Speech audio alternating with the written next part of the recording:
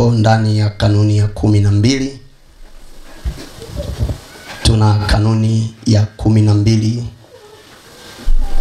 na inasema unapotaka mafanikio na baraka za kimungu, unapotaka mafanikio na baraka za kimungu, jambo lingine muhimu, tuliyaona mengi, hili ni lingine, tuliyaona 11, hili ni lingine, jambo lingine muhimu unalopaswa kulizingatia, jambo lingine muhimu katika kutaka Mungu akubariki, Mungu akufanikishe, jambo lingine muhimu mara baada ya yale 11 tuliyoyaona, jambo lingine muhimu ni suala la kuwaheshimu wazazi wako. Jambo lingine muhimu unalopaswa kulizingatia ni suala la kuwaheshimu wazazi wako. Andiko letu la msingi ambalo ndio limesimama kwanza kama sehemu ya utangulizi na mengine yakapanda juu yake, yakajengeka juu yake, wale ambao tunaenda nao pamoja. Tumekomea siku ya Jumapili, tumekomea kwenye sehemu ya 3, kipengele cha 3 ndani ya kanuni hii. Kwa hiyo miongoni mwa vile tulivyovipita hapo tangu kipengele mpaka kipengele, andiko letu la msingi kabla hatujaingia kipengele cha 4 leo, nitalirejea, ni Kumbukumbu la Torati sura ya 5 mstari wa 16. Ni andiko letu la msingi ambalo linabeba maana nzima, mafafanuzi yote kwa ujumla juu ya kanuni hii ya 12 inayozungumzia kubarikiwa, kufanikiwa kimaisha kwa njia ya kuwaheshimu wazazi wetu. Andiko letu la msingi ni Kumbukumbu la Torati sura ya 5 mstari wa 16, ambapo hapa Biblia inasema hivi: waheshimu baba yako na mama yako, waheshimu baba yako na mama yako, kama Bwana Mungu wako alivyokuamuru. Tukaona, nikasema hiyo ni sehemu ya kwanza ya andiko hili.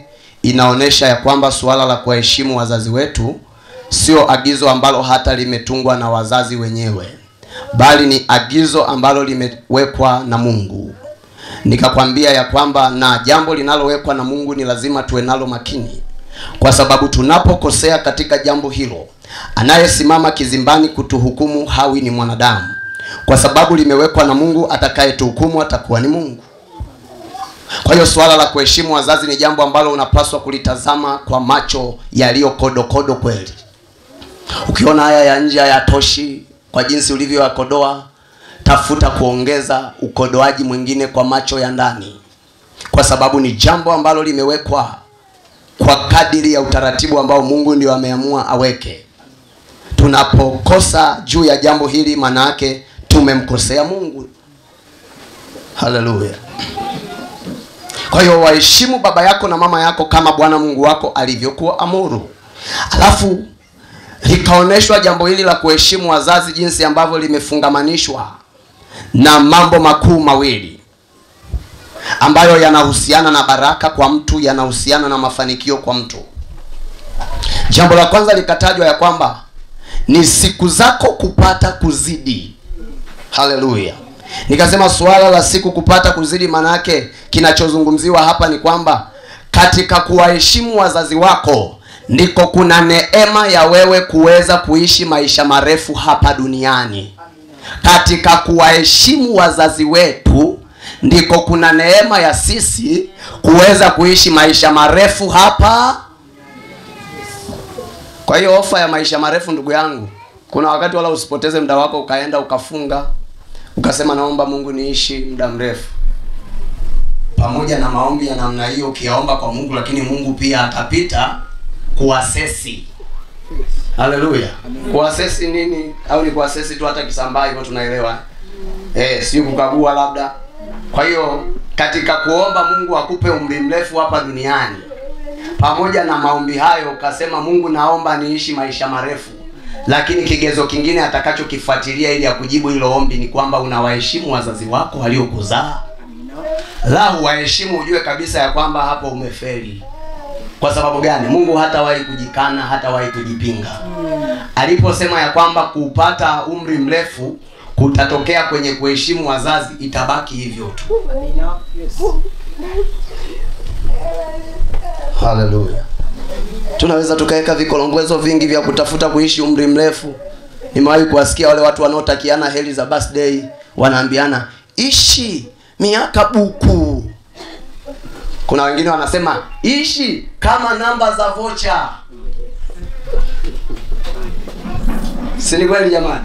Si ndio tunavyoambianaga kule kwenye mitandao ya kijamii? Tukiwa comment wale ambao wanatupa picha zao za birthday. Ishi kama namba za nini? Za vocha. Na ni kweli. Kwani wangapi tunatumia simu hapa? Wangapi tunatumia simu? Wanangu msiwe wazito. Wangapi tunatumia simu? Nalo hilo niwapigie magoti niwaombe, semeni basi. Wangapi tunatumia simu? Wote ni nini sasa, wakati hapa kuna mtoto wangu ana miezi anaenda miwili, yeye anatumia simu ya wapi? Mambo ya wote nayo hayo sio kula nzuri sana. Si ni kweli mzee Jimmy? Yaani kwamba ndio. Wangapi wasema ndio wote? Nasema wangapi tunatumia simu ni swala kwamba unaotumia simu ufanye. Kwa hiyo tunatumia simu karibia wengi, na ndio maana kuna wakati tumesikika tunasema wote. Manake ni 99% yamkini hapa tulipo tunatumia nini? Na katika kutumia simu, maana siku hizi kwa mfano hata mimi nimesahau sana vocha. Kuna kununua kifurushi kwa njia za hivyo, kuna kurushiwa. Haya. Wangapi katika kutumia simu tumeshawahi kutumia vocha? Yaani unaingiza salio kwa vocha ile ambayo umeenda inunua dukani, ukaipangua taratibu, alafu ingiza. Mzee Jimmy hata juzi nilikuwa nakuingizia siku za nyuma hapo vocha. Safi na umenyoosha. Wangapi tunajua idadi ya namba zile tunazoziingiza ziko ngapi wanangu? Eti swali hilo ndo nimeguniwa.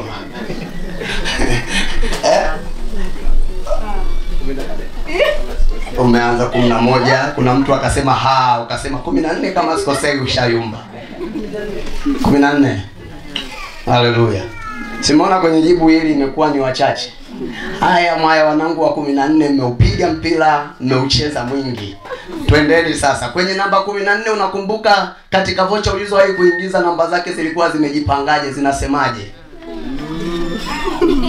Hapo wala 14 hampo tena.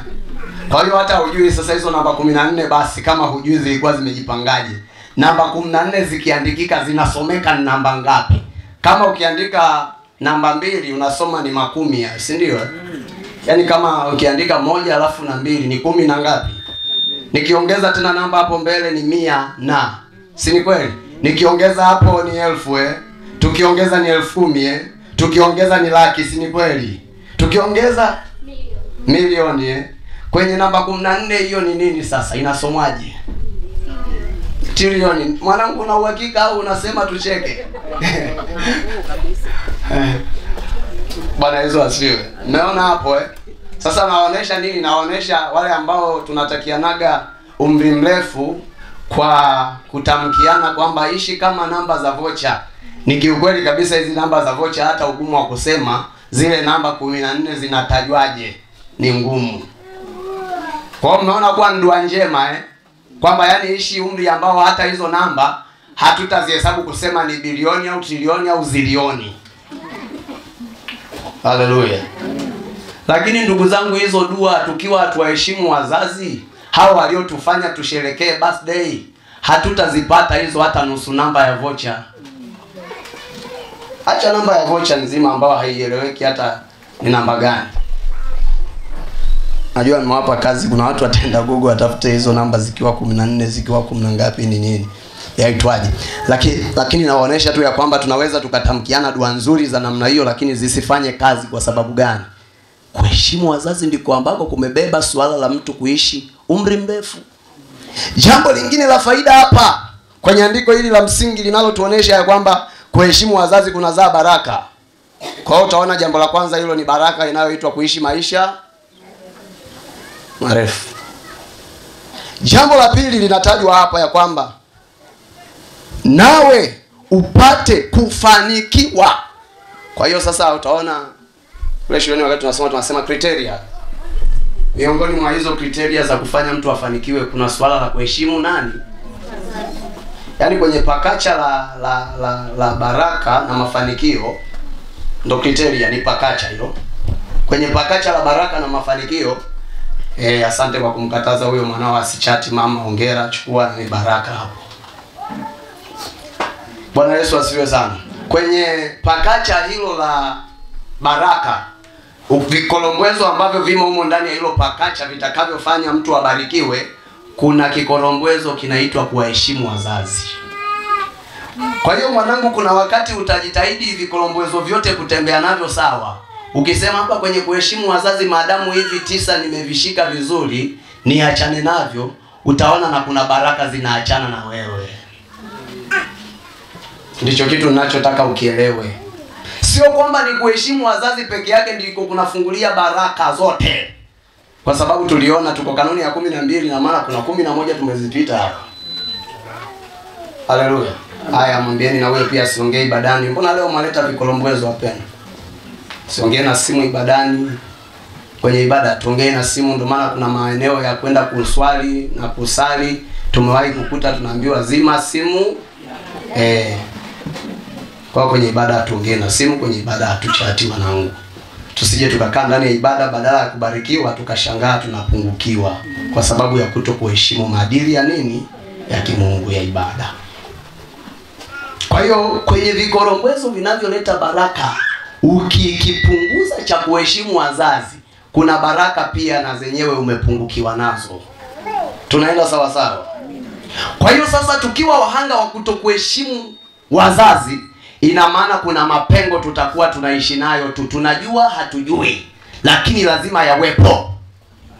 Sasa jambo lingine ambalo nasikia kukudimizia nyundo kabisa ili ligongemeleke vizuri, kugongomelea ni kwamba swala la wazazi kukupa laana ni jambo moja. Na ile kwamba huwaheshimu, hata wakifunga vinywa vyao, laana hutaipata kwa wao waliofunga vinywa, unaipata kwa nani? Kwa Mungu aliyesema waheshimu ili ubarikiwe. Atakulaani tu. Kwa hiyo sasa dada, hatuko salama sana ikiwa hatuheshimu wazazi wetu. Kwa sababu gani?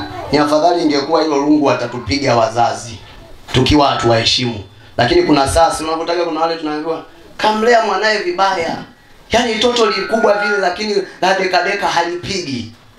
Kamlea, wanaweza wakatulea vibaya mpaka hata tunawatukana, wakabaki wananyamaza, wanasema tu, usinitukane.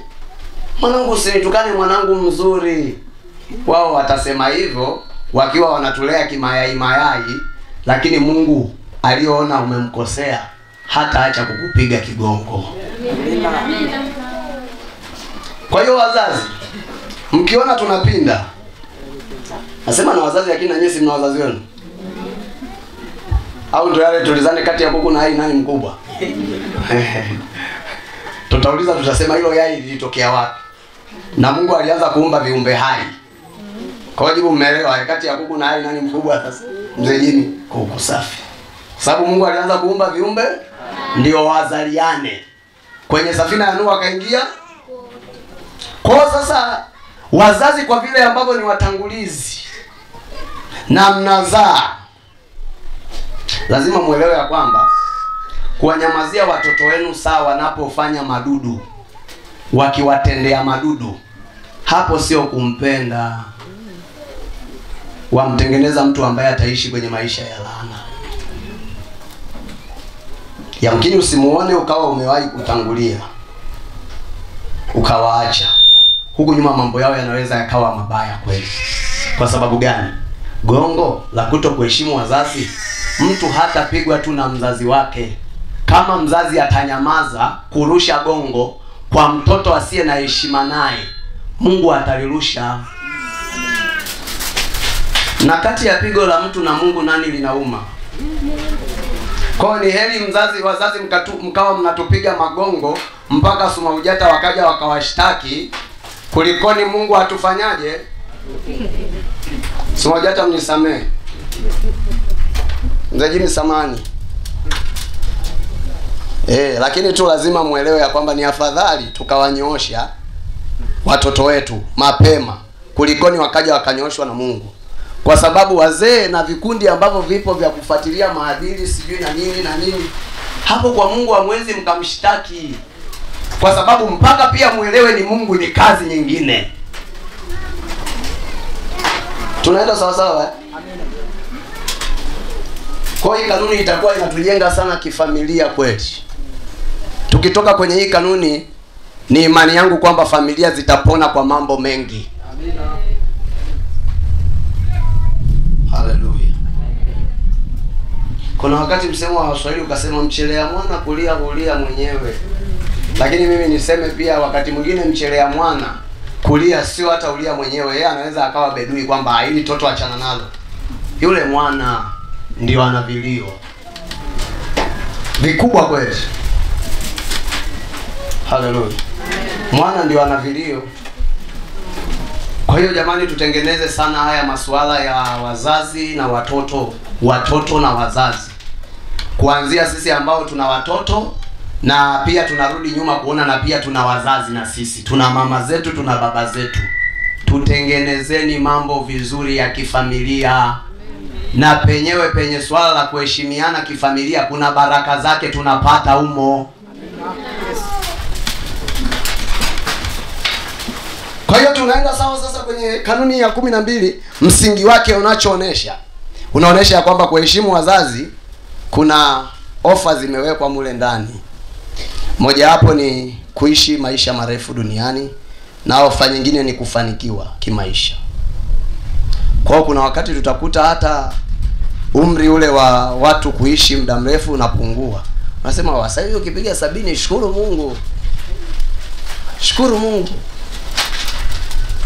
Halafu tukaletewa na sera za dunia kwamba siku hizi mambo mengi vyakula haya. Lakini sasa tukija kwenye darasa la Mungu tunaona hata hivyo vyakula wakati mwingine vimetumwa. Vimefanyaje? Vimetumwa. Yamkini kweli vinaua lakini vinatumwa. Na miongoni mwa maeneo ambayo vitatumwa ili vije vitupunguzie umri mrefu wa kuishi ni swala la kwamba hatuheshimu wazazi. Kwa hiyo utakuta pia hata kiwango pia cha kuheshimu wazazi kinakuwa pia kimeshuka hivyo kama ambavyo umri wa watu kuishi muda mwingi umeshuka. Angalia pia na swala la kuheshimu nini? Wazazi. Si kuna watu mnaishi ni majirani huko mitaani na kuna picha mnaziona mnasema, yaani natamani yule mtoto kwa jinsi ambavyo hana maadili na wazazi wake ningetamani angekuwa mwanangu nimnyooshe. Si ni kweli? Picha za namna hiyo zinamaanisha nini? Kwenye jamii swala la maadili kati ya wazazi na watoto limeporomoka. Limefanyaje? Mtoto sasa hivi kumkunjia ngumi mama yake, kumkunjia ngumi baba yake, kurudishiana maneno na mama yake, mtoto wa kike na mama yake, linaonekana sawa tu. Alafu akifika kwenye vijio anasema ilibidi na mimi nimpe bwana. Saa nyingine hawa wazazi nao tukiwachekea hawa wanatupanda vichwani. Walishatupanda ndio maana walituzaa.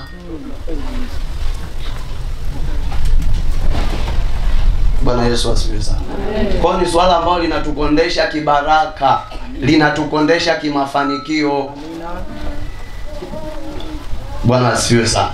Kwa hiyo tuliona kwa namna hivyo na tunaendelea kuona, hata mimi nasikia kwamba kila tunavyoendelea kuyasema haya ingawa tumeshayapita, lakini tunayasema kwa jinsi ya upya pia.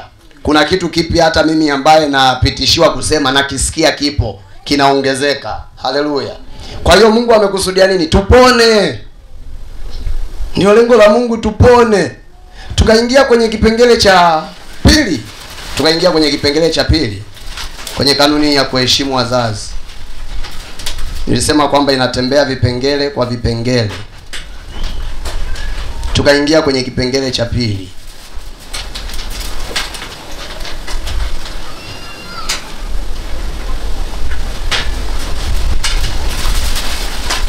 Kipengele cha pili katika kanuni ya 12 ambayo inatuonesha kwamba baraka kuna wakati zitatujilia kwa njia ya kuwaheshimu wazazi wetu waliotuzaa.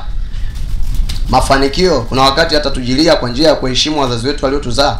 Kipengele cha pili kilikuwa kinazungumzia mchango wa wazazi katika suala la mtu kubarikiwa na kufanikiwa kimaisha.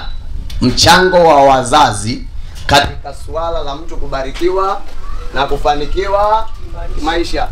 Haleluya. Na hapa tulikuwa tunaangalia kwamba je, wazazi wana mchango gani katika maisha yetu sisi watoto wao, ili tubarikiwe na ili tufanikiwe? Wana mchango gani?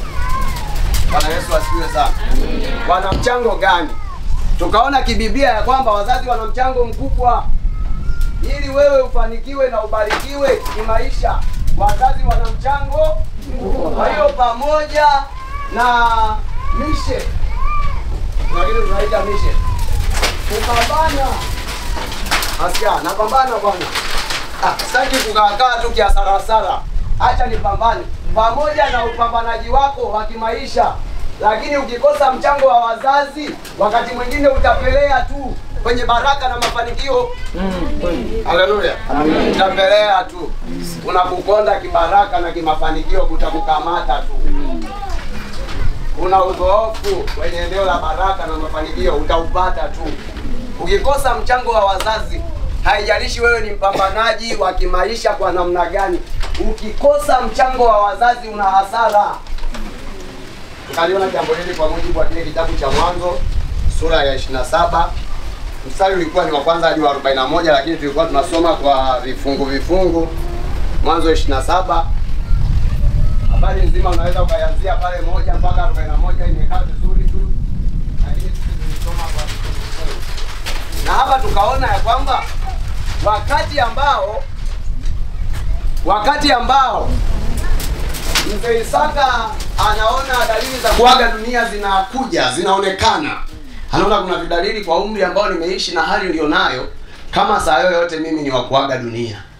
Mzee Isaka akatamani ambariki mwanae mkubwa anaitwa Esau, na alikuwa na mapacha Esau na Yakobo, lakini yeye matamanio yake ni kwamba akataka amwachie radhi njema mwanae mkubwa aitwaye Esau. Wasomaji wa Biblia wanajua, ukisoma sura za nyuma hizi 25, 26 utaona mapenzi haya ya Isaka kutaka kumbariki Esau kulikoni Yakobo aliletwa na nini? Biblia inasema ni kwa sababu Esau alikuwa ana bidii ya kuwinda. Kwa hiyo akiwinda anamletea baba yake vinono. Hapa napo tutaona kumbe wazazi wetu mwaya dada Mngara, wazazi wetu wanaka upendeleo. Nasema hivi taratibu, kuna wakati kumbe wanaka upendeleo. Biblia inasema kwa kule kula vinono vya Esau, alafu Yakobo akawa ni wale ambao leo tunaita mtoto wa mama. Yeye ni wapo nyumbani tu. Wenzake wameenda huko, hata wakati mwingine wanapigwa, yeye mmechelewa kurudi, yeye yupo tu hapo. Hasira zikaenda mbali kwake mpaka akafikia kumuua mwenzake. Wanauana kwa nini? Kugombania radhi ya mzazi. Wakati ambapo wewe unaweza ukasema wanitamkie mazuri, wasinitamkie shauri zao. Wamenizaa, ni bidii zangu mimi kupambana na dunia. Hapana. Angalia wenzako walipigana kwa ajili ya kupata radhi njema ya wazazi. Si nimekwambia kwamba yule alikuwa ni wa kuwinda? Alikuwa jitukazi. Mbona asiseme mtoto wa mama kachukua huo mbaraka wa mzazi? Hamna shaka, mimi jitukazi tu. Fighter. Mimi si fighter tangu longi, hata baba ndo maana akana nipenda, nitafight. Hajasema hivyo, alielewa. Alipokosa mchango wa mzazi alijua ya kwamba kuna eneo la maisha yake litapelea. Lazima tuelewe hili tutafute michango ya wazazi. Pasipo mchango wa mzazi kuna eneo utapelea. Kuna viwango vya baraka uwezi ukavifikia. Bwana Yesu atusaidie sana. Kwa lazima tuelewe ya kwamba wazazi wana mchango mkubwa, na mojawapo ya mchango huo wanaotoa kwa njia gani? Tumeona hapa wenzetu wakituonesha ya kwamba ni kwa njia ya mzazi kumtamkia mwanae maneno mazuri ya baraka. Bwana Yesu asifiwe sana. Tukaingia kwenye kipengele cha tatu, ambacho kipengele cha tatu kilikaa mtindo wa swali. Kikawa kinasema hivi, kipengele cha tatu ni kanuni ya 12, kubarikiwa kwa njia ya kuheshimu wazazi, lakini imegawanyika, inaenda vipengele kwa vipengele. Kipengele cha 3 kikawa kinasema hivi: je, ni sahihi kwa mtu kuhitaji mchango wowote wa baraka maishani mwake? Je, ni sahihi kwa mtu kuhitaji mchango wowote wa baraka maishani mwake kutoka kwa mzazi wake wakati ambapo mzazi huyo amekwisha kufariki? Haleluya. Kwa sababu habari ya mzee Isaka na wale wanaye wawili Esau na Yakobo imetuonesha kwamba wazazi wana mchango kufanya watoto wabarikiwe. Lakini sasa tunachotafuta hapa kwenye kipengele cha 3 ni kwamba, je, ni sahihi kwa mtu kuhitaji mchango wowote wa baraka maishani mwake kutoka kwa mzazi wake wakati ambapo mzazi huyo amekwisha kufariki? Nikasema hivi, kipengele hiki kinatokana na dhana iliyopo kwa baadhi ya watu katika ulimwengu huu tulionao, kuonekana wakiamini ya kwamba wazazi wanapokuwa wamekufa bado kuna uwezekano wa kuendelea kupata mchango mwema wa baraka kutoka kwao kwa njia ya kuwaendea kwenye makaburi yao tuliowazika na kuzungumza haja zetu hapo kwenye kaburi la mzazi. Au wakaenda tena na njia nyingine kwamba kwa njia ya kuwasalia au kuwasomea dua au kuwafanyia ibada mbalimbali zinazoitwa za wafu, hapo tunawafanya wazazi kule waliko huko kwenye umarehemu wao watusaidie, watufanyie wepesi wa sisi tupate kubarikiwa na kufanikiwa kimaisha, sisi watoto wao tulio hai. Bwana Yesu asifiwe. Tukaona kwamba ni dhana ambazo tumezisikia, na wakati mwingine sisi ni wahanga ambao na wenyewe nao tuko kwenye huo mkumbo, ya kwamba kuna wakati wale waliofiwa na wazazi walisikia kwamba hali hii unayoipitia, jitahidi kukumbuka kaburini kwa wazazi wako. Wakaenda kujengea makaburi, sio kwa sababu ili makaburi yale yasipoteze alama yakapotea, bali wakayajengea kwa target, shabaha, mpango, lengo, nia ya kwamba watabarikiwa. Wengine wakasikia kwamba hali hii unayoipitia, ili mambo ya kuie mepesi, tafuta kuwafanyia wazazi wako ibada ili huko walikoenda warehemiwe. Ukiwafanyia hivyo kuna baraka utazipata kutoka kwao. Bwana Yesu asifiwe sana. Ni mambo ambayo tumekuwa nayo, kama si wewe ni huko kwenu, kwenye familia, kwenye ukoo, kwenye imani tulizolalia, tumevikuta hivyo vipo.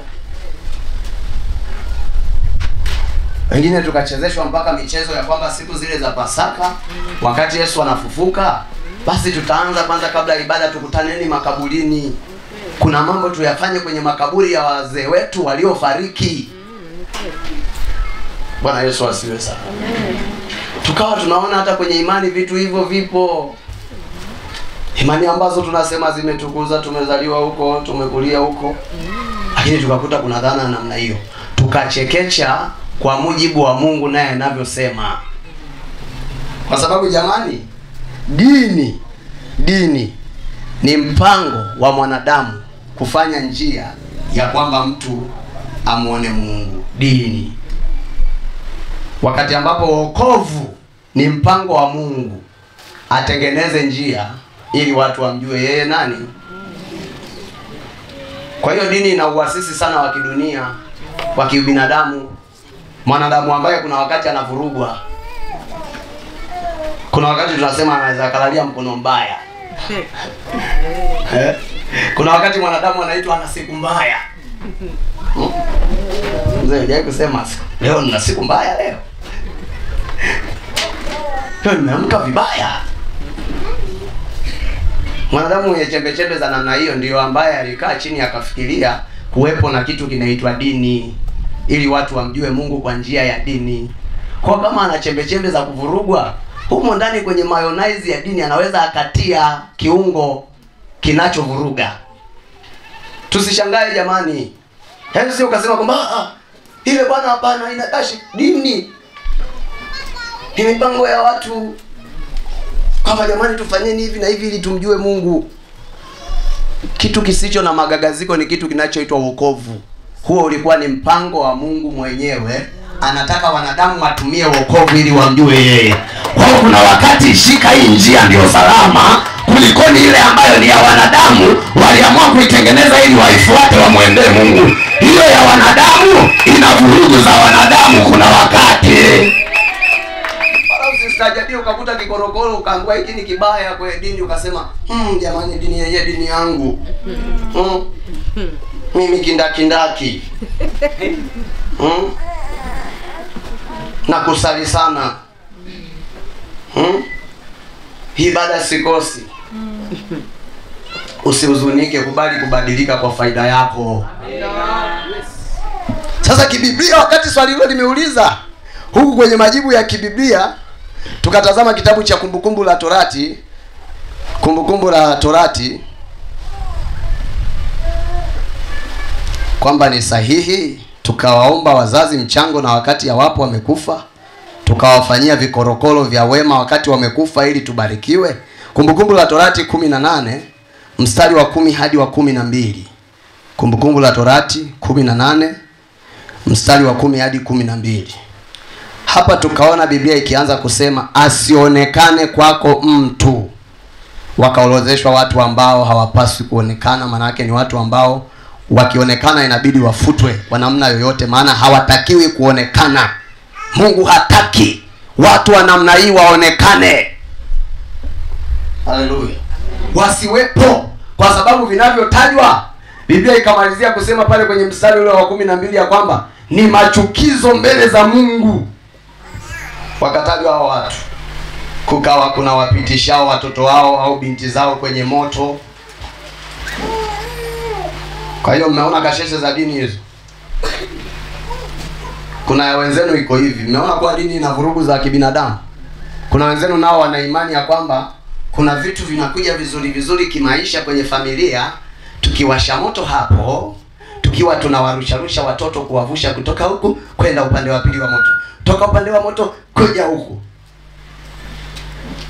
Haya mwaya amedondokea hapo katikati, mwala mishkaki au nyama choma. Kwa Mungu akakataza, miongoni mwa makatazo akasema, hilo kolokolo hilo. Wala asionekane mtu atazamaye bao. Haya kuna hao nao wanao beti yao. Gudugudu hizo. Haleluya. Wala gudugudu za kiroho. Wala mtu atazamaye nyakati mbaya. Wala mwenye kubashiri, wala msihiri. 11 ikasema wala mtu alogae kwa kupiga mafundo, walogi. Wale wanaotuharibia mambo yetu. Mungu ameweka katazo, hao watu hawastahili kuonekana. Wakiwepo inabidi tufanye juu chini tuwafute. Sio kwa damu na nyama, tutafute mbinu za rohoni tuwafute. Wala mtu apandishaye pepo. Wala mchawi, ndio. Lakini ikasema tena wala mtu awaombaye wafu. Likaja sasa lile gurudumu ambalo ndo huwa tunalifanya kwa imani ya kwamba tutabarikiwa kwenda kwenye makaburi ya waliokufa wazazi wetu maadamu walishatangulia mbele za haki, lakini tunakumbuka kwamba wana mchango kwenye maisha yetu ili tubarikiwe. Tunawaendea kwenye makaburi yao, tunawaomba, twafanya maombi. Ni katazo la kimungu. Na 12 ikasema kwa maana mtu atendaye hayo ni chukizo kwa Bwana. Ikasema kuna wakati mtayafanya kwa vificho, mnaogopa kwa sababu mnajua kabisa kwamba hata kwenda makaburini jamani na kufanya mambo ya maombi linaonekana ni jambo la aibu. Kuna wakati mtaamua mfanye kwa vificho, majira ya giza. Lakini cha kuelewa ni kwamba hata umfiche mwanadamu, hata umfiche mtu ambaye ni mwanadamu mwenzako, jicho la Mungu linakuona.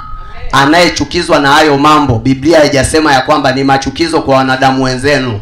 Wanadamu wenzenu wanaweza akasema sawa watu fanyeni, si mzazi wenu wewe fanyeni, na mimi pia nawaunga mkono. Lakini kwa Mungu ni makasiriko makubwa anayokuwa nayo juu yako. kuomba wafu, kufanya hisani kwa wazazi waliokufa, ukilenga ya kwamba unatengeneza chaneli ya kubarikiwa, kumbe unatengeneza chaneli ya kupigika kimaisha. Bwana Yesu asifiwe sana. Tumekuta sarakasi, watu wanaamua hata kuomba likizo, ameona mambo ya kazini hapo hayaendi vizuri, anaomba likizo, anasema ngoja nirudi nyumbani kidogo. Akifika kule nyumbani, anaenda kwenye kaburi la mzazi aliyekufa, akaombe, akazungumze nao juu ya hali ngumu ya maisha. Tafsiri yake ni kwamba umemfuta Mungu kuwa tegemeo lako la kukusaidia, umemweka mtu aliyekufa ndio awe msaada kwako.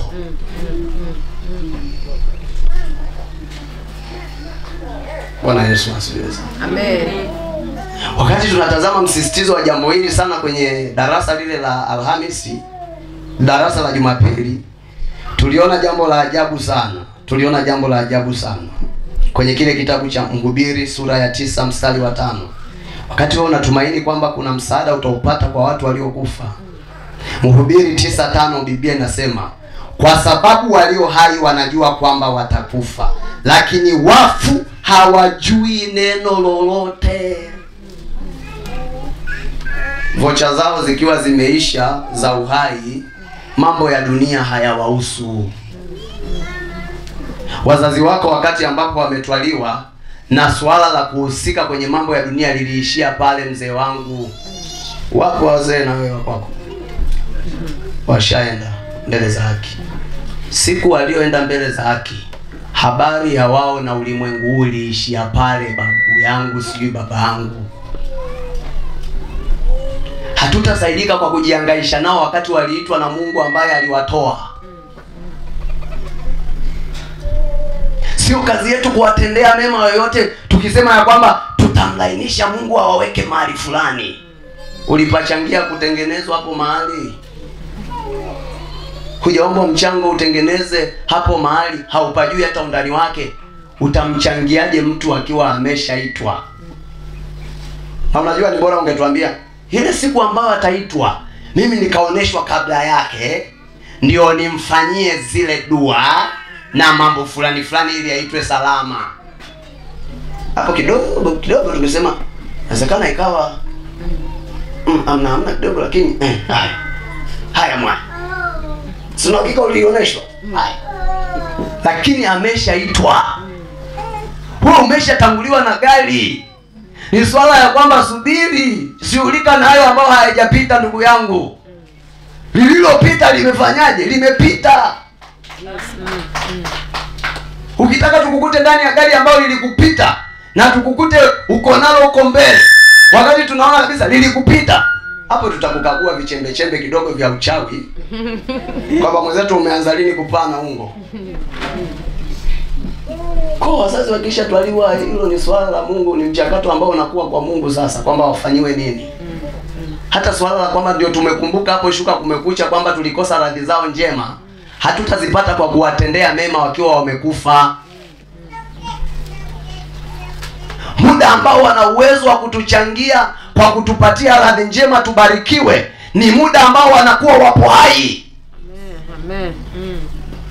Hata wawe ni wakina Ikwilili, ni wakina Chadogi, ni wakina nani, sawa, wakiwa hai kaa nao vizuri na uchadogi wao. Wana radhi njema za kwako. Wakifa, hata kama wamekufa kwenye uprofesa, hawana mchango na wewe. Sasa ukijihangaisha nao, sio tu kwamba unajisumbua bure, pia una rungu la Mungu ambaye amekuona umemwacha yeye Mungu alio hai, umeenda kwa wafu. Hivi si najua Yesu alikufa. Lakini si tukiomba hapa tunatumia jina lake na mambo yanatendeka. Tusingelitumia hilo jina na yeye asingefufukaga.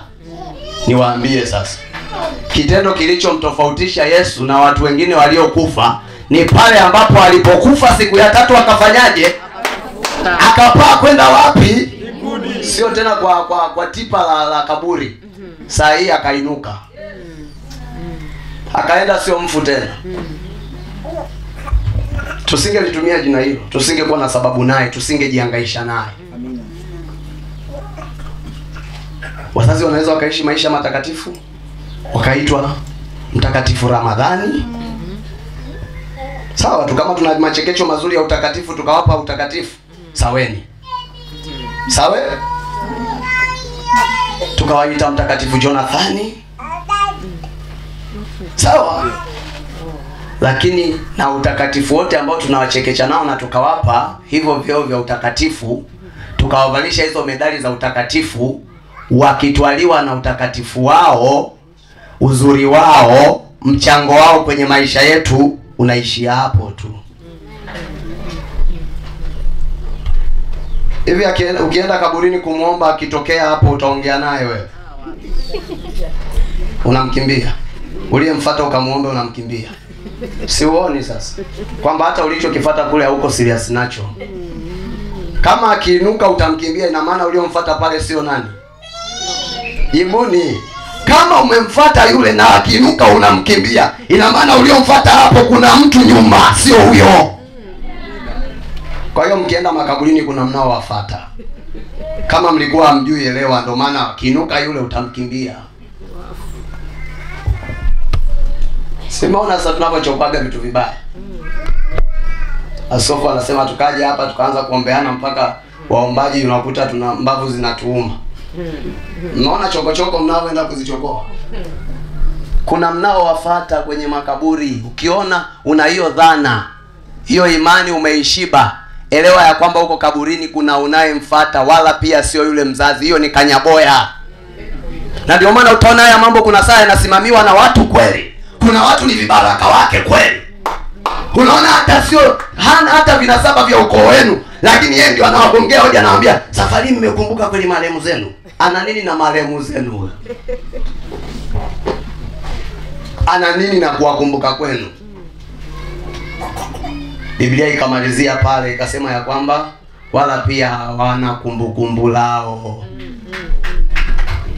Tukijikuta tuna mambo tunasema kuwakumbuka, mjue kabisa tuko kwenye mwamvuli wa shetani, tumepotoka. Kwa mwamvuli wa Mungu, Mungu anasema wala hata habari za makumbukumbu yao tuacheni. Kwenye hivyo vikolombwezo kuna tunavyovitafuta. Bwana Yesu asifiwe sana. Kwa hiyo tukayaona hayo, tukasisitizana hayo. Leo nataka tuingie kwenye kipengele cha 4. Kama unaandika andika.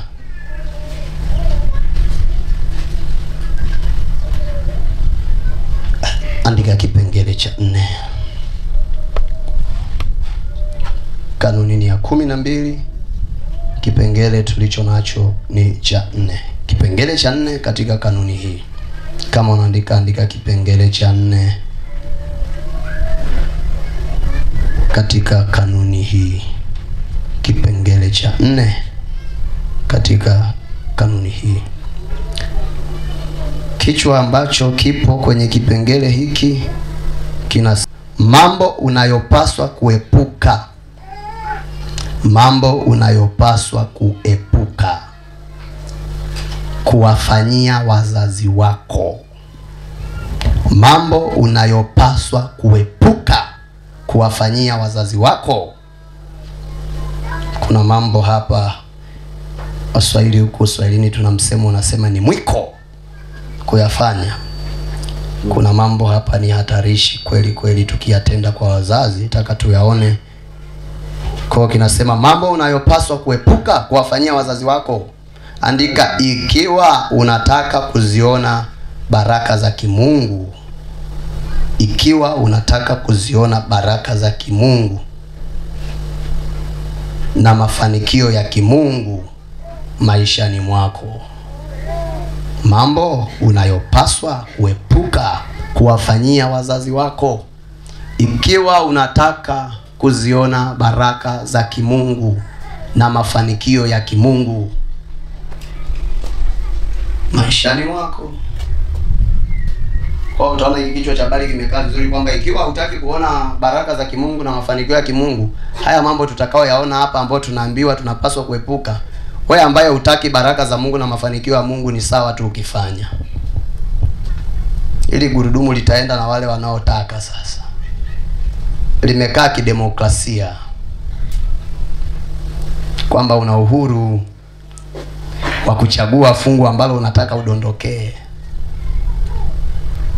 Imesema ni mambo unayopaswa kuepuka kuwafanyia wazazi wako ikiwa unataka kuziona baraka za kimungu na mafanikio ya kimungu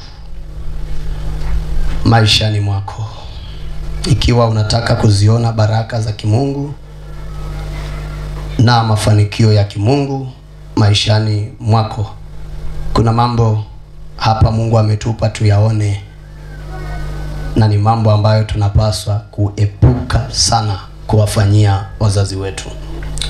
Jambo la kwanza, namba 1, andika namba 1. Namba 1, andika: mojawapo ya jambo unalopaswa kuepuka kuwafanyia wazazi wako. Mojawapo ya jambo unalopaswa kuepuka kuwafanyia wazazi wako.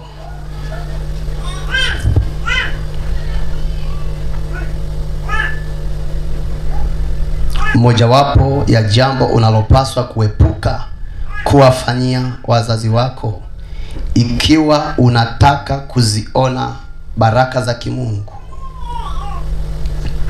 Ikiwa unataka kuziona baraka za kimungu na mafanikio ya kimungu. Na mafanikio ya kimungu maishani mwako. Maishani mwako. Ni suala la kuwadharau wazazi wako. Ni suala la kuwadharau wazazi wako. Imesema jambo la kwanza linasema mojawapo ya jambo unalopaswa kuepuka kuwafanyia wazazi wako ikiwa unataka kuziona baraka za kimungu na mafanikio ya kimungu maishani mwako, ni suala la kuwadharau wazazi wako. Andiko tulilonalo hapa miongoni mwa yale ambayo tutapata neema ya kuyaona ni Kumbukumbu la Torati sura ya 27 mstari wa 16. Kumbukumbu la Torati sura ya 27 mstari wa 16.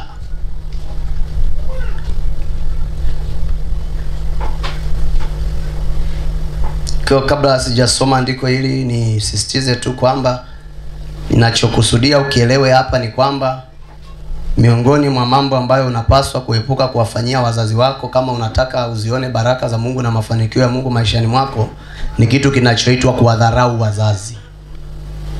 Kuwadharau wazazi. Ni jedwali kubwa, ndani yake lina vikolombwezo mbalimbali vinavyomaanisha hapo umewadharau wazazi, lakini ni uelewe ya kwamba swala lolote linaloitwa ni dharau kwa mzazi umeifanya. Kama unataka kuona baraka za kimungu na mafanikio ya kimungu maishani mwako, epuka hicho kitu kinachoitwa ni dharau. Kifanya hicho kitu ni dharau kwa wazazi wako. Kumbukumbu la Torati 27:16 Biblia inasema hivi: na alaniwe. Kwa hiyo utaona badala ya baraka za Mungu kuna laana ya Mungu. Na alaniwe mtu wa namna gani? Amdharauye baba yake.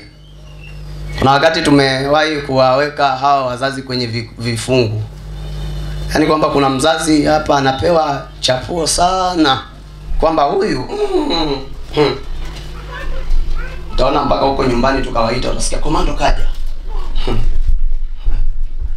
mjeda kaja, sijui nani kaja, majina ya kuonesha kwamba ni watu wa kuogopa, wa kutakiwa heshimiwa sana. Utaona tukawapa wazazi ambao wanaitwa ni mababa. Kuna wakati utaona mama tukawashusha kwenye kundi la heshima, kwenye kitu kinachoitwa heshima, tukawaweka wazazi wetu ambao ni mama zetu kwamba wao ni daraja la pili. Baba bwana, we umfanyie fyongo akubukue. Sababu wanaweza wakawa wao wamepewa hata neema hiyo kimungu kabisa kwamba ni viongozi, ni vichwa, maana yake ni viongozi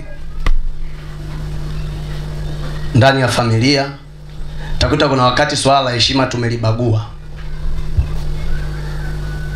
Tumetupa sana upande wa baba.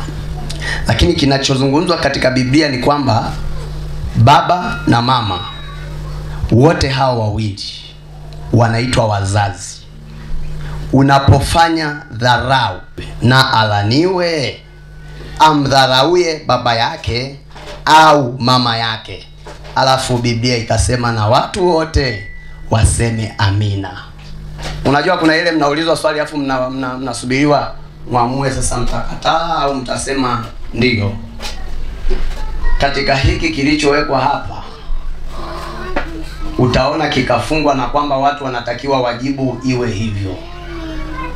Mungu akaweka pia na jibu la kujibu katika kupokea kile kitu kilichozungumzwa hapo kwamba inampasa laana mtu amdharauye baba yake na mama yake. Mungu akaweka majibu ya kuchagua hapo, sio hata kusema Mungu unaonaje kama hiyo laana aliweka kwamba iitikiwe amina. Bwana Yesu asifiwe. Kwa hiyo kama unataka baraka za Mungu, mafanikio ya Mungu, miongoni mwa mambo hatarishi ambayo unapaswa kuepuka kuwafanyia wazazi wako ni kitu kinachoitwa kudharau wazazi. Unajua kumdharau sio lazima uwe umemtia ngumi za meno yamevunjika. Vinaweza vikawa ni vijidubwana vidogodogo, lakini vikiwekwa kwenye kapu linaloitwa ni kumdharau mzazi, stahiki yako ni laana, sio baraka. Bwana Yesu asifiwe. Amen. Haleluya. Amen. Kwa hiyo utaona kuna vitu tumevifanya kwa wazazi vikawa vina picha ya dharau. Leo hii kuna ngondo, tabu, mateso. Unaweza ukawa unayapitia na unatafuta mchawi ni nani. Kumbe uchawi ulikuwa ni dharau ulioitoa kwa mzazi. Nakwambia hivi, unakumbuka hukumbuki, maadamu iliandikwa amdharauye mzazi wake stahiki yake ni laana. Katika kumdharau mzazi wako kuna laana uponayo.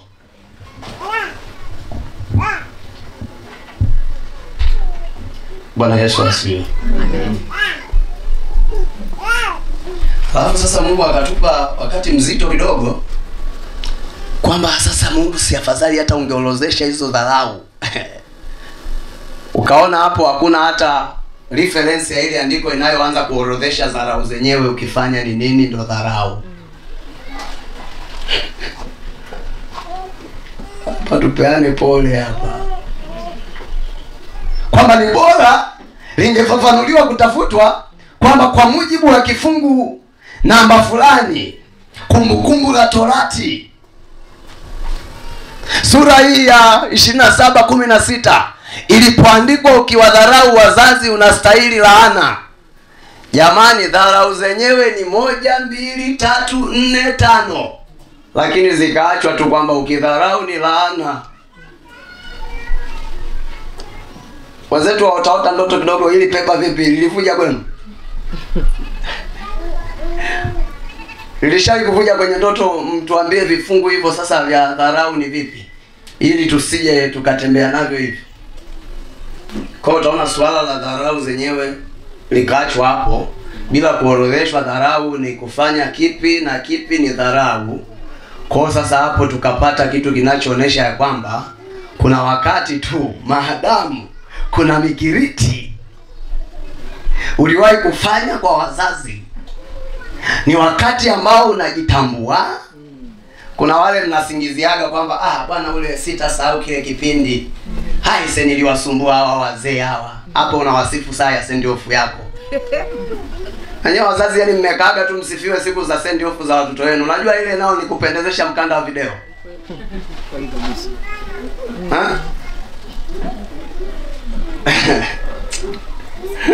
Akakuweka pale mbele kwenye kiti akakutunza.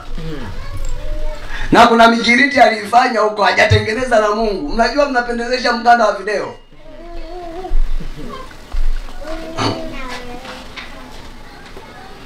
Yaani niliwasumbua sana. ila kile kipindi kilikuwa ni foolish age. Ndugu yangu, kama unadhani Mungu anajua foolish age, kwa hiyo ukiwa kwenye foolish age dharau yako isiitwe dharau, wajidanganya. Na dada yangu mmoja na yeye yuko sana na hilo neno lake. Rafiki yako. Yaani kile kipindi cha foolish age ilisumbua. Umetengeneza. Saizi unajitambua kabisa na Mungu anakupa saini viindicata kwamba kwenye ile foolish age ulisumbua hao wazazi. Uliwapindua wewe, ukajionyesha kana kwamba ni mzazi kwao, wao ni watoto kwako. Uliwapitisha majalamba mazito kweli, wakayacheza na vipensi. Na ni fedhea kwao, ni aibu. Uliwatoa machozi, uliwaumiza.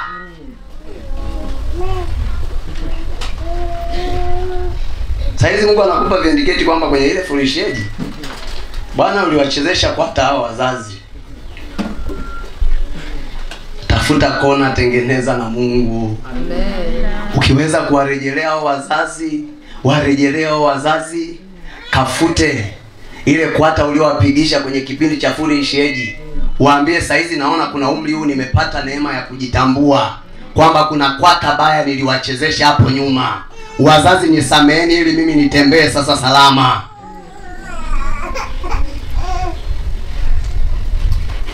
Kwa kuna wakati tunaweza tukarahisisha tu kwamba si ni hasira tu nilisema vile. Umetengeneza. Maana hapa kwenye amelaniwa amdharauye baba yake na mama yake, hapajawekwa kuonesha ya kwamba ni ukifanya hiyo dharau kwa masiara, au ukifanya hiyo dharau kwa usiriasi, au ukifanya hiyo dharau kwa fulishiaji, kwamba sijui haujitambui, au ukifanya kwa namna gani. Maadamu ni dharau, itakustahili lumbu linaloitwa laana. Kwa hiyo kuna baraka tutazisaka kwa tochi sana, kwa sababu ya vitu vinavyoitwa kudharau wazazi. Kuanzia huko nyuma na kuanzia leo na kuendelea, jambo lolote lile ambalo Mungu alipoliona ukifanya kwa mzazi likaandikwa ni dharau, hapo lilifungulia wewe kustahili laana, sio baraka.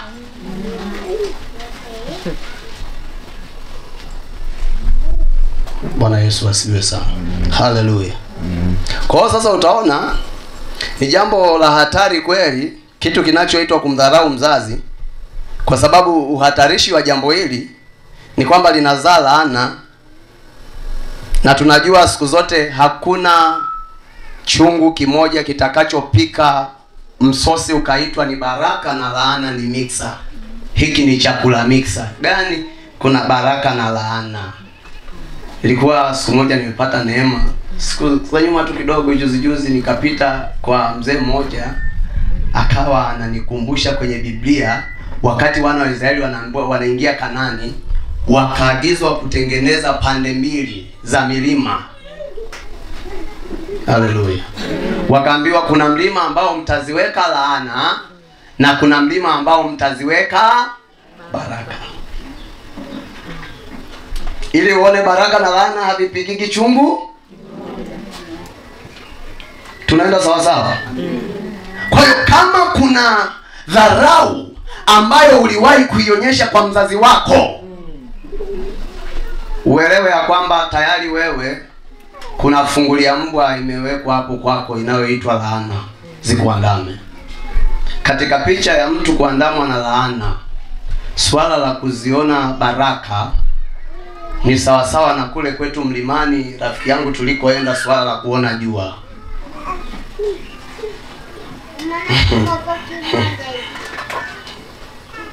Yaani kuna saa hata mmeliona mnaweza mkalisuta kwamba jamani hili jua nao leo lina nini?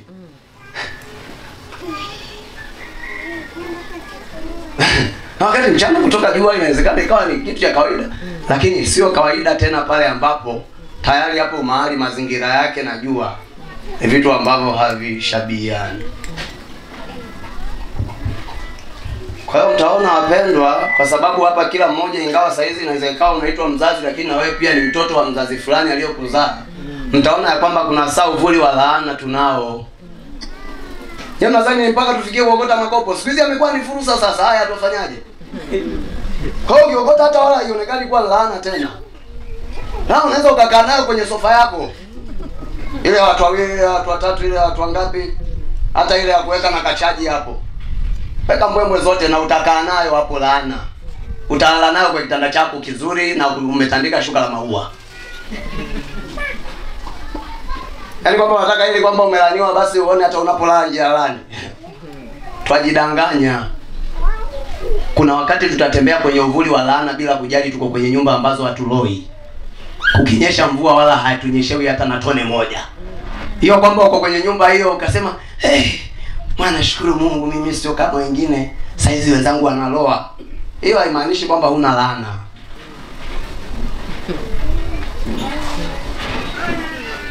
Hoja hiyo kuna saa mbu unaweza ukawakosa huku kwenye ule muda wa tangu saa 1 mpaka saa 2, 3 ulioshinda sebleni. Wala wasikung'ata, lakini ukashangaa kule kwenye neti ambao umeishusha asubuhi ukiamka ndio unakuta mbu kakung'ata na ukimpasua hivi ana damu. Kwa hiyo nadhani laana tu itakuumia kwenye jua kali ndio useme hapa ili laana. Kuna sana uko kwenye kivuli itakufinya. Mbu uliyemkosa kwenye varanda sijui sebleni unaweza ukashangaa neti na ulichomeka. Asubuhi ukiamka unasema, jamani huyu si mbu huyu. Kaa umemkosa hapa ndani ya neti mwachengana. Kaa umempiga unaona akivunjika ana damu. Kwamba kukwambia na kukula amekukula. Kwa hiyo hata kwenye neti unaweza kumbe ukang'atwa na mbu. Sijui akawa amepenyaje. Na laana nazo na hivyo. Na hivyo.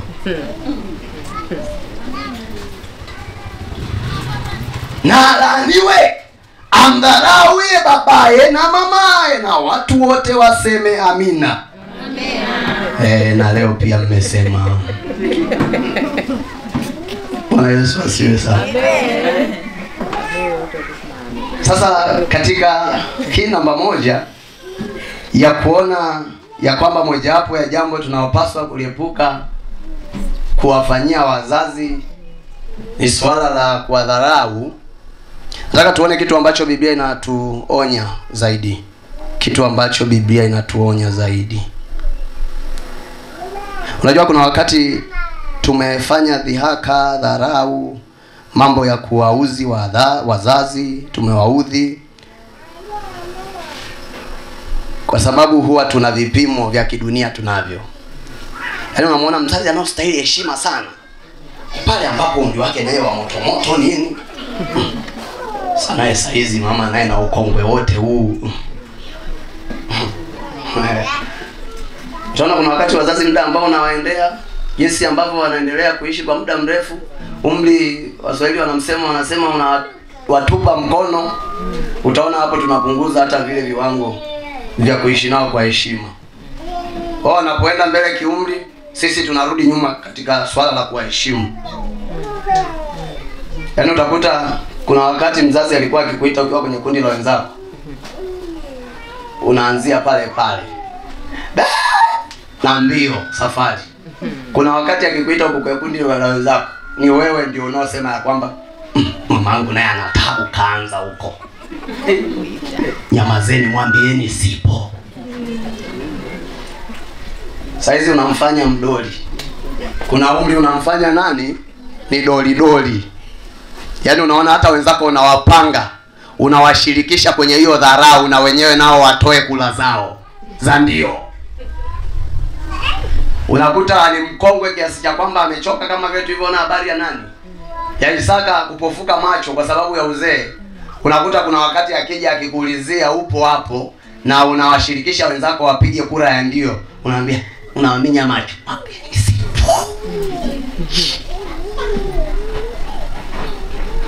Sasa kuheshimu wazazi kunaishia salio la maisha yao likiwa limefika kimakipi. Haleluya. Ili kwamba tuseme kuanzia hapo sasa tukiwadharau, ile laana kule inafutwa, dharau hiyo inatuzalia baraka. Angalia kitabu cha Mithali sura ya 23. mstari wa 22. Mithali 23 mstari wa 22.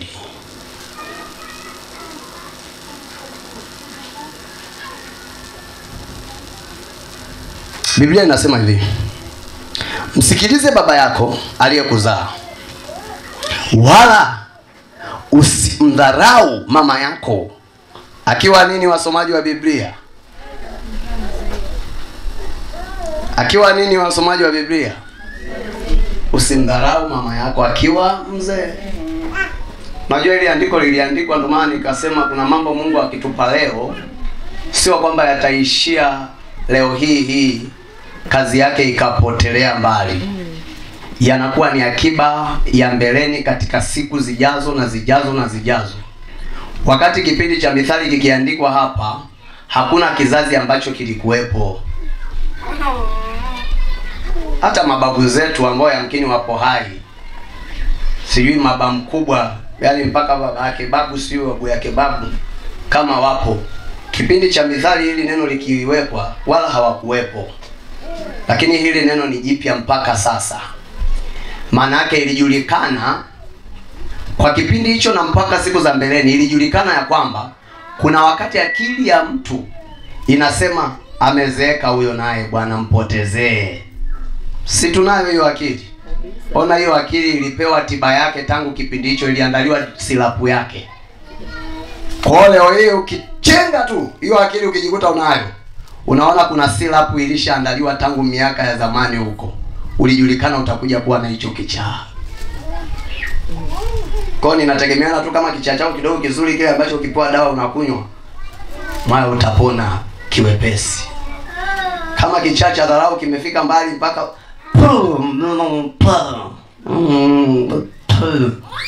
watema, dharau zitakusababishia laana, laana zitakupeleka pabaya, zitakuangamiza.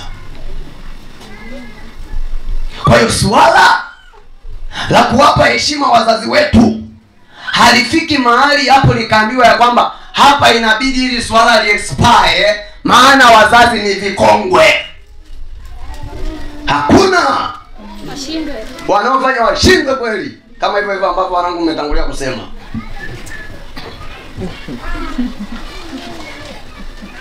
Ndugu yangu, baba yako na mama yako wakizeeka, wafanye bibi tu kwa sehemu ya bibi na babu, wafanye mabibi na mababu kwa sehemu ya bibi na babu ya uzuri, yule kupendana, kutaka ule upendo wa mabibi na mababu uone kwao. Lakini usiwafanye mabibi na mababu na mashangazi kwenye swala la kwamba uwadharau. Kwa sababu gani? Shai kusikia Waswahili wakasema ng'ombe hazeeki maini. Na wazazi nao watazeeka. Mtakuwa tu na mvili, lakini huo ndani ya mioyo swala la kwamba mna mchango kwa watoto wenu wabarikiwe, hilo halitazeeka. Hapo ndio penye ubaya.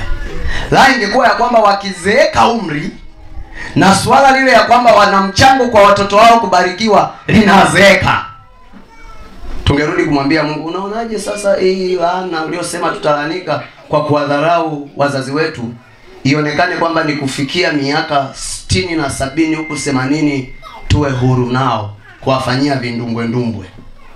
Lakini maadamu uzee wao hauzeeshi maneno mazuri ya baraka ambayo wanayo juu yako, uelewe ya kwamba na wewe upaswi kuwadharau kwa sababu ya uzee wao. Wanaweza wakatembea na mikongojo hivi wakawa hawawezi tena kunyooka, maana umri umeenda mpaka wamepindishwa na umri. Lakini swala la wao kukwambia kafanikiwe halipindi hivyo, halishiki mkongojo, linanyookaga vile vile kama walivyokuwa kwenye zama za kuwa na nguvu na uwezo mkubwa. Bwana Yesu asifiwe sana. Mwambie mwenzako tunaenda na reference. Twende kwenye kile kitabu cha Mwanzo 27. Tuliona pale habari ya Isaka na sakata lile la wanae wawili, Esau na Yakobo. Saizi nataka tuangalie 27 mstari wa kwanza na mpaka wa 4 tu. Saizi tuangalie ile 27 mstari wa kwanza mpaka wa 4 tu. Tunaenda na reference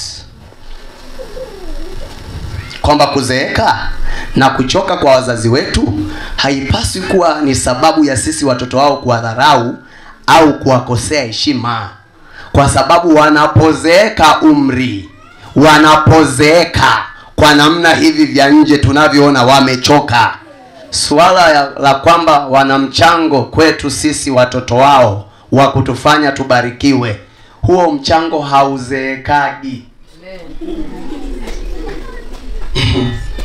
Haleluya. Okay. Ile Mwanzo 27 mstari ule wa kwanza hadi wa 4, sikiliza. Inawezekana kule wakati tunasomeana hatujakoboa hivi ambavyo nataka saizi tukoboe hapa, tuitoe sembe nzuri kwa faida ya wala sembe. Mwanzo 27 mstari wa kwanza hadi wa 4, Biblia inasema hivi: ikawa Isaka, baba huyu wa watoto wale wawili, Esau na Yakobo, anatajwa hapa na picha anayoonekana nayo kwa wakati huu inasemwa alipokuwa mzee. Hilo ni jambo moja. Uzee si tija bwana. Kuna wale wamezeeka lakini mambo yao hata hawataki wewe wazee wenzao tena. Hata ukimwambia mzee shikamoo unasikia, "Cha mambo yako wewe, mambo." Anakujibu shikamoo na kukwambia mambo. Lakini uzee wa mzee Isaka unatajwa na kigezo kingine uone ya kwamba alikuwa ni mzee chaka. Ni pale ambapo Biblia inasema tena kitu kingine ya kwamba na macho yake yamefanyaje? Na macho yake yamefanyaje? Asiweze kufanyaje? Asione. Kwa hiyo tunamzungumza mtu ni mzee, lakini pia hali ya viungo vya mwili vimeshaanza kupoteza ufanyaji kazi wake wa kawaida. Unajua hapa sema kwamba ni mzee macho amepofuka kwa sababu kipindi hicho kulikuwa na janga la corona. Kwa hiyo janga la corona lilimwathiri, au kulikuwa na ugonjwa fulani ule wa red eyes ukamwathiri. Sasa hizi miongoni mwa maeneo yaliyoathirika ni macho. Ni uzee ulioenda sana mpaka sasa hata viungo vya mwili wake vikaanza na vyenyewe kuonesha uzee. Kwa hiyo ana uzee umri, ana uzee mpaka sasa hata na maumbile yake yanaonekana kwamba na yenyewe nayo yana uzee, yanazeeka. Macho yameanza kufa, hayaoni kabisa, Biblia inasema. Angalia alipokuwa na hali ya uzee mgumu, ukongwe wa ajabu namna hiyo. Anasema kitu gani? Akamuita Esau mwanae mkubwa, akamwambia mwanangu, naye akamwitikia mimi hapa.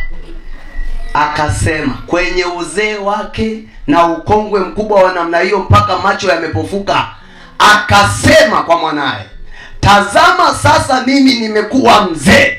Na anajijua ni mzee, wala hataki aambiwe kwamba anasingiziwa.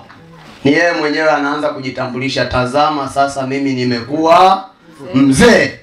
Anasema wala sijui siku ya kufa kwangu. Kwa tafsiri nyingine ni kama anasema saa yoyote mimi naona sipo na nyie tena, kwa dalili ninazoziona. Ona uzee mbaya aliyokuwa nayo huyu mzee Isaka. Lakini mstari wa 3 anasema basi na kuomba chukua mata yako, podo lako na upinde wako. Nilikwambia kwamba Esau alikuwa ni muindaji. Kwa anamwambia chukua vile vifaa vyako vya kuindia. Ukaende nyikani uniwindie mawindo. Mstari wa 4. Ninachotaka hapa ndo msisitizo ulipo.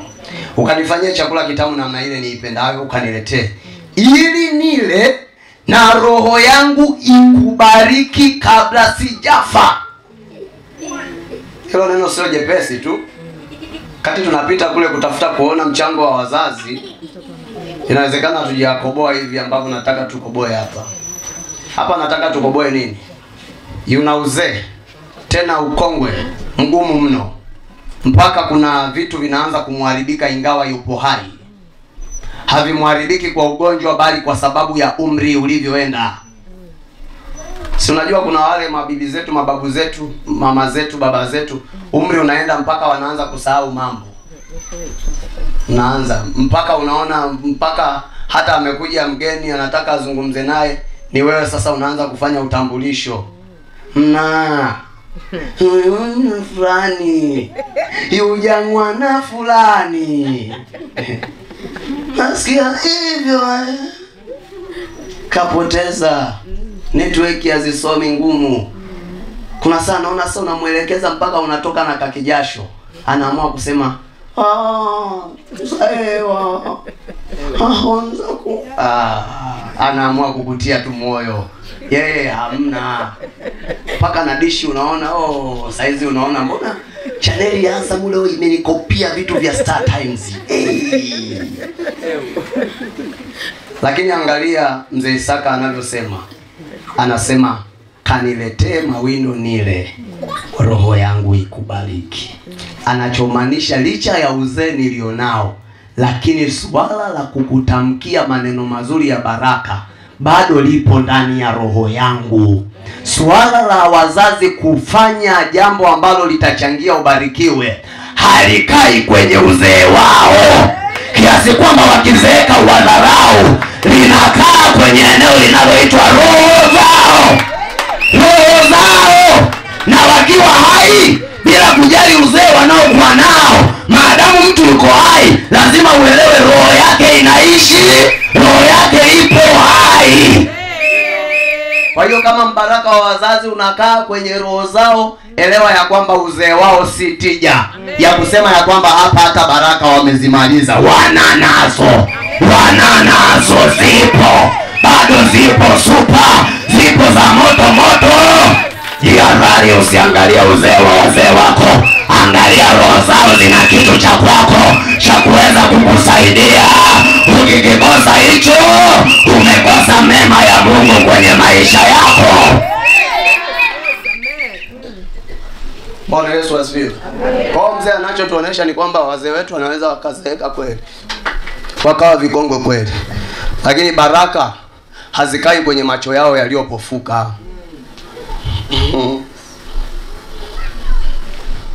Baraka hazikai kwenye madishi yao yaliyoyumba kaka. Watayumba madishi. Hayo ni mambo ya kwamba umri umeenda. Waswahili wanasema amekula chumvi nyingi. Lakini ndani yao kunaweza kukawa kuna vitu bado vibichi, vipya.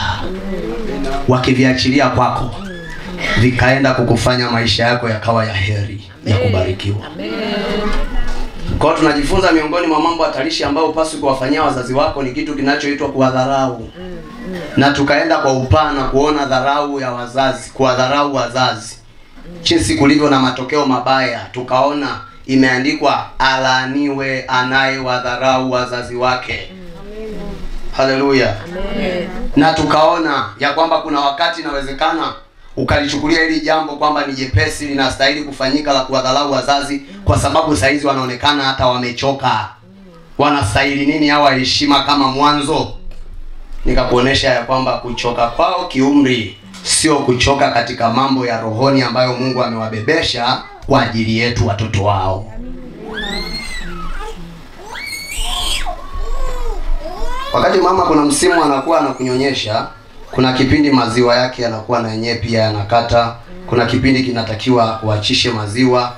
Hivi vya mwilini vinakuachishwaga vile tunavyokula kwa wazazi wetu, lakini vya ndani yao hivyo ni mpaka saa ambapo wanaona umri wao unakaribia kukata, wanaweza wakaviachilia na vikawa vipya kwa faida yetu,